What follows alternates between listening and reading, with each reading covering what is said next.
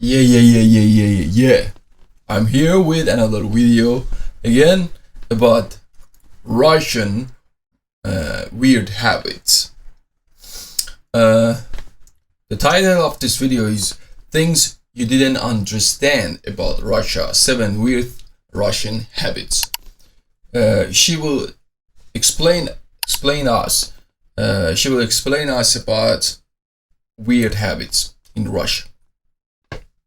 Don't waste time. Don't forget to subscribe and like this video if you like it, and comment me and say more about your habits. Okay, let's go and watch it together. Worked abroad for quite a long time, and this experience of living abroad made me realize that there are so many things in Russia that are completely normal and usual for us Russians, but they're quite difficult to understand or even weird for people from abroad.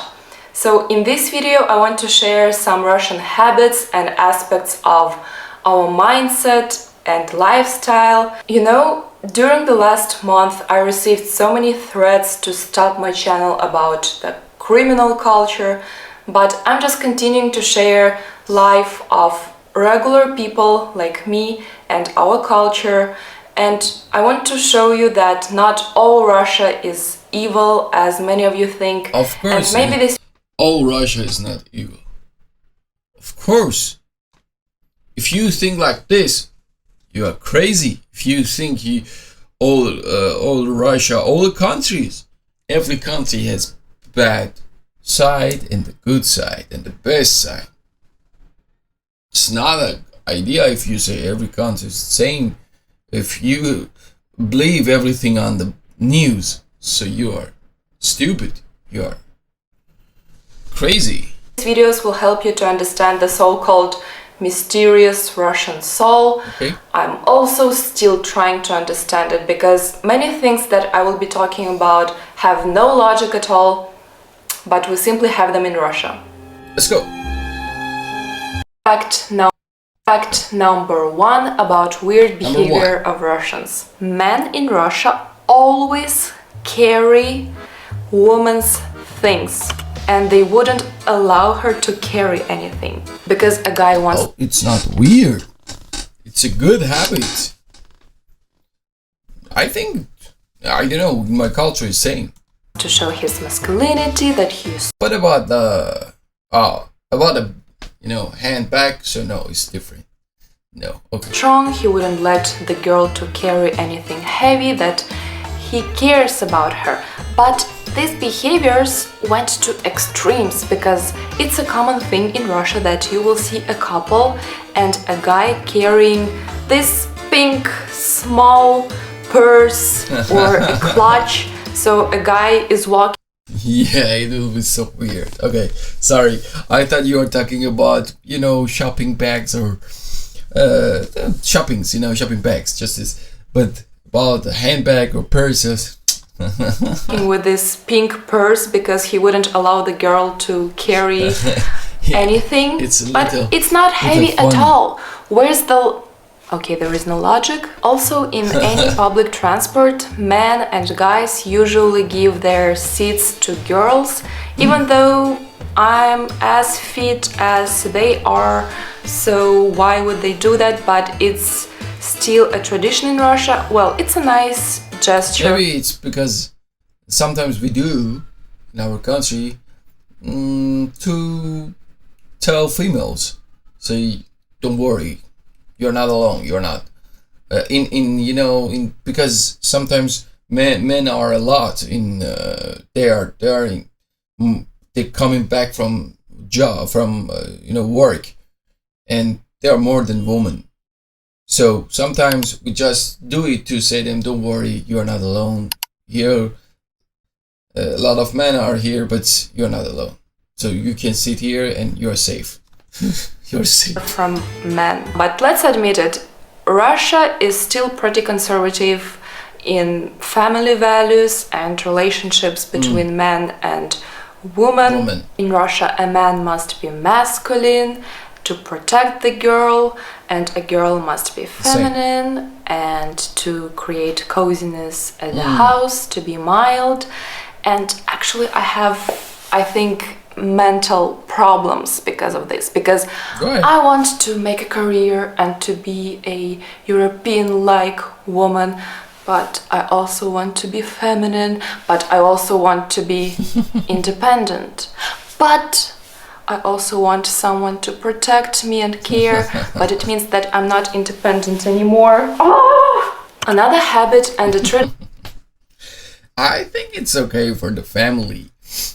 The man should protect his family.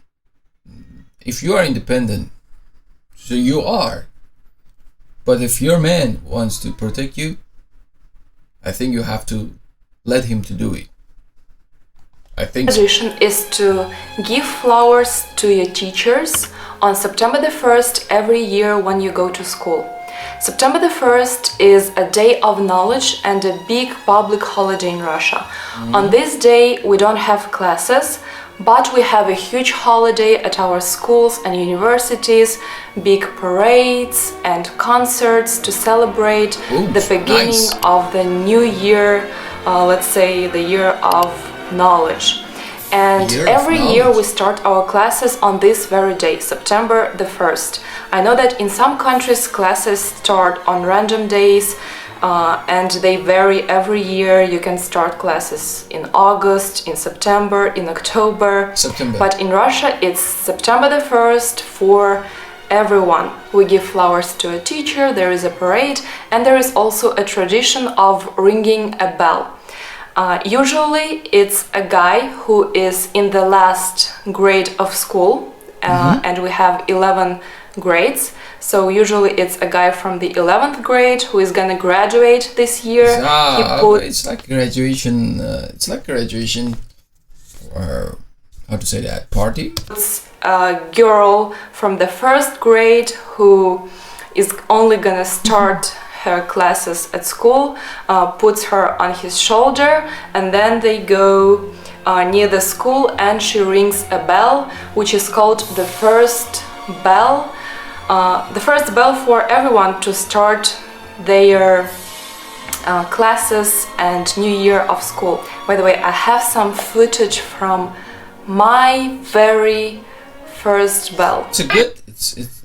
You have really good culture. You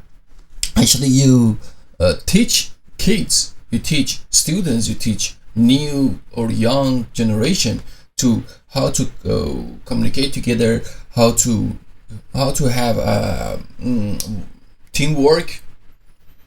I think that's why you're a strong country.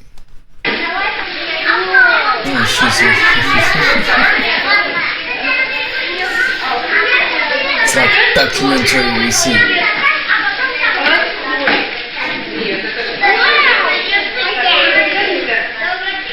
So we can just little go.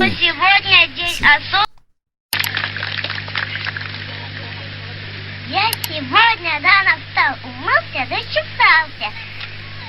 Форму новую одел и всех себе собрал. Too cute. Ah, this one. Okay, got it. So cute. Okay, let's go for third fact, I think. All right. Okay, let's go for you. Another fact. Russians fasten the safety seat belt in a car in order to avoid fines, but not for safety reasons. It's logical, right, that you fasten the seat belt just in case of an accident, to be protected, etc. But in Russia, during my whole life, I noticed this mindset to buckle the seat belt to avoid paying fines to the police. For example, when I... Oh yeah, I understand it. Yeah. Same my country. Yeah, every time I say, do it, because police will see that and avoid from fines. Go somewhere with a taxi driver, he would fasten the seatbelt only on the part of the road where he knows that there will be police. Or sometimes he wouldn't even fasten the seatbelt, but simply hold it with his hand like this, so that the police sees that there is a seatbelt, and when he drives away from the police, he would let it go. And with my dad, when I was driving in my childhood, he would also say sometimes, oh, there will be police, so we need to fasten our seatbelt. But the situation with seatbelts and crazy drivers is the worst in the Caucasus region. When I took a taxi, I took the front seat and I wanted to buckle She will show us. the seat. There was no belt. And I was like, where's the belt? And he said, why do you need it? And then in another Why do you need it? taxi, when I buckled the seat, he asked me, why are you doing this? Only the driver has to do it. Also in Russia, it's very common that cars flash to each other in order to warn that there will be a police somewhere. So you might be driving and if someone They help each other with the flash. Police is there, man. Be careful. is flashing 2 times, for example, it means that they warn you to slow down maybe, or to fasten your seatbelt, and they tell you that there is police. I was told, I don't know if it's true or not, please let Another teamwork, no problem. Police is there. Be careful, man. me know in the comments that in the US it's the opposite situation, that people, if they see someone driving too fast, they can memorize the number of the car and call the police. In Russia, you can't It's like imagine. a snitch. Don't be a snitch. It's okay. The police is there, and this is their job. They can do it. Don't be a snitch. Imagine this situation, because it's on the opposite. People warn each other that there will be police so that you can avoid the fines. This whole situation It's okay. is No problem. Go against for next. all the safety. I think it's okay. I think it's okay. Don't worry about that. I know that every country, every culture has some bad habits like that. Yeah, we have it too. I think I saw in other countries, even in France, I was there. They had so many bad habits, and they were talking about it all the time. It's not about just you. Go for next one. What do Russians do when they panic? They buy buckwheat porridge. I don't know why, but at the situations of Porridge? crisis, pandemic, war, or any unusual situations, Russians panic by buckwheat porridge. By the way, do you have it in your country, and have you ever tried it? Do let me know. I wanted to show you like the most popular porridge in Russia, but we ran out of it. For some reason, when there is some apocalypse like the pandemic before or this situation, Russians start to buy grechka, the buckwheat porridge. It's the first product to become very expensive, the first one for people to buy so much of it. So seems like, yeah, people do panic because there is no grechka. There are so many types It's really weird. Really weird. Why porridge you have this? of it, but none of it left here. I don't understand why they make stocks of buckwheat porridge at these Stocks? situations. We have so many other different types of porridges and other foods. Actually, I should stop looking for a logic in any of the behaviors that I'm talking about. Moreover, Russians make stocks of pickled vegetables, jams, and other food in jars, and they prepare it for winter and keep it in the fridge, or if they have a garage or cellar in dacha. Dacha is like a Russian country. I know about dacha. When you have another house, the second house is like a villa. It's a big one, garden, and you go there for your holidays. Yeah. Countryside house where Russians go to Countryside get house. rest from the city and to plant their vegetables. I guess there is just a habit and a tradition to prepare for winter and to make stocks of food. Only Russians, correct me if it's not only the Russians, We celebrate the New Yeah, I will see. Year on December 31st. Oh, and yeah. after 2 weeks, we celebrate the Old New Year. Yes, the Old New Year. What? You celebrate your old New Year? Huh? This oxymoron means that we're done with the previous year and with all the festivities of the New Year. This holiday is celebrated on much smaller scale than the New Year, but still we can gather with our friends or a family, have some food, maybe watch TV and go for a walk and see some fireworks. It's celebrated after almost 2 weeks of holidays because after 1917 revolution, the Bolsheviks switched to the Georgian calendar and all the dates moved 13 days ahead. Then the Orthodox Russians decided to arrange an unofficial celebration matching the old calendar. Now the Orthodox Church officially marks the circumcision of Jesus on January 14th. This new tradition became popular. Nowadays it lost its religious component and just gave Russians another reason to pop the champagne. Actually, give Russians any occasion and they would be happy to celebrate it and to drink vodka for it. Okay, so you have two New Year. One is old version, and one is the new version, and you have both. The old version because it's in your history. Okay, I got it.